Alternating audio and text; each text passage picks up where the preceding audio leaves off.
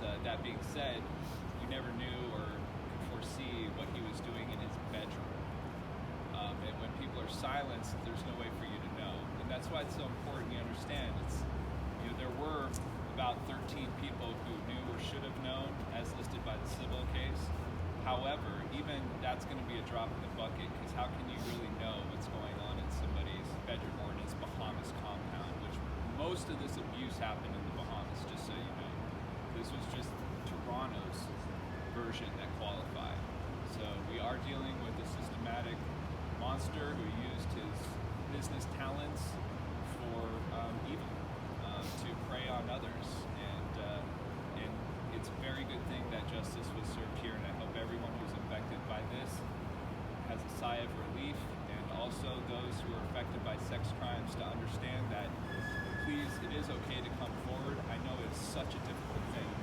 One thing that struck me when I was at this was the women have to go up there. They have to talk about this horrible experience. They have to get cross-examined.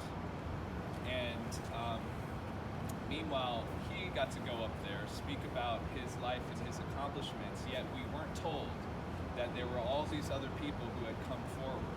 We weren't told former employees that had nothing to do with this had come forward.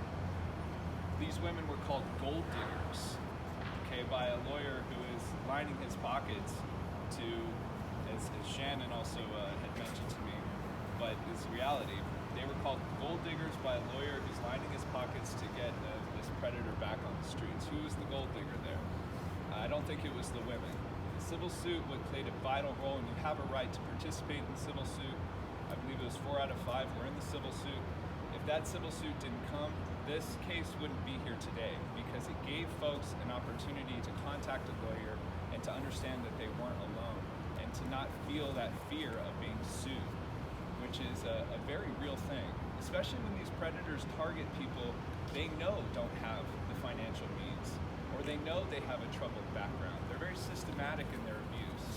So you spoke, one of the other reporters asked you, what was it like, did you ever really see this? But you told me earlier that 4 years ago, that's when things, you died. Yeah. When you witnessed something that was inappropriate. Yeah. Can you speak about how you've been, like you said, blowing the whistle on your father, really 4 years? Yeah, this started 4 years ago. That's where nygard kind of died for me. 4 years ago, I went to a dinner party. I saw him when no one was looking and I was watching, touch a girl, basically assault a young child. And I immediately called Tina Tulikorpi, who is one of the accused enablers in this. She was one of the executives in Toronto.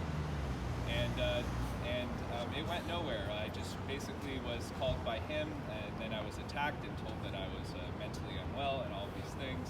And I got a taste of what it's like to blow the whistle against a monster or a powerful predator.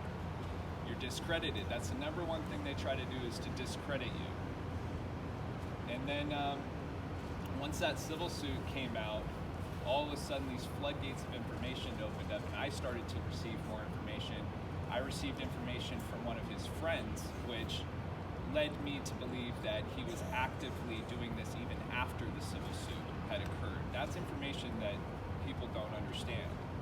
And so that's what led me to contact the civil attorneys, to see if I could get in touch with the authorities, and do every single thing that I could, no matter what happened to me and whatever standing I had within the company what I'd worked for, because I couldn't bear the thought of another person being harmed without having their day in court. From that, the civil suit ballooned up to 57 women and children. More and more folks came forward. A couple months later, April Tellick and Casey Allen came forward, because the claim was it was only Bahamians, and these were strong Canadian women. And then I had some siblings come forward. I had 2 brothers come forward, and they very bravely decided to pursue a civil suit, in part because they knew that every time the press would come out, people would feel that they weren't alone, and more people came forward to the authorities. And it was very difficult to find people who actually qualified, because of the systematic abuse that he was doing in these jurisdictions very consciously, so that he couldn't be prosecuted. From there, I blew the whistle in September of 2020, calling him out as a flight risk. That was my reveal within the company, and to him that I was not on his side. That's when I was shut off from every point of contact. But it was a very real threat that he would flee the country, and there was no way to stop him, even though the police had filed police reports that were sitting on the prosecutor's desk. There was months of lag time, which would have allowed him to just flee the country and go somewhere out of jurisdiction. We wouldn't be here at all right now.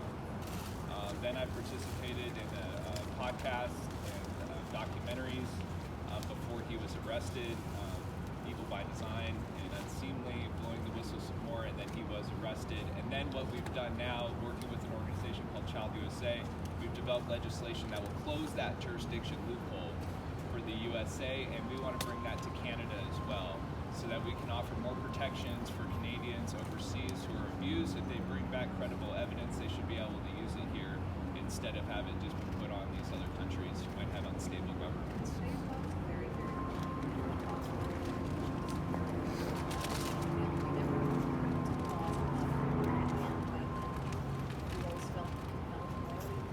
You can always, to answer the question about being disinherited and those types of things, my thought on it was that you can always make more money.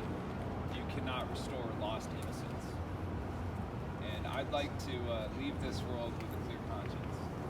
There are people in the world that do want to fight for justice at any cost. There are people who are okay with being paid money and that they will look the other way. The key is who are you working with, who are you teaming up with, and that's why I'd encourage survivors to contact police. They do want justice. They will be working within the rules. See if you qualify, if you have something that's there. And then also this whole concept of healing post this trauma, PTSD, and those types of things, that's a whole other conversation. That's why thanks Shannon and people like that who are working to fix the damage and the healing process after. And that's what I'm really interested in now. How can we heal this? How can we heal the survivors? How can we help with the PTSD? And how can we change some of these laws so that predators can't get away with this kind of stuff in the future? With that, I thank you all for your time very much. Yeah, KAI is my name. And then Bickle is my new name. I took that, I renounced that nygard name because I don't want to pass it on to future generations. But I am okay if you want to call me Kai Nygard because it's easy for people to understand that. But I'm also Kai Bickle Nygard. And with that, thank you very much.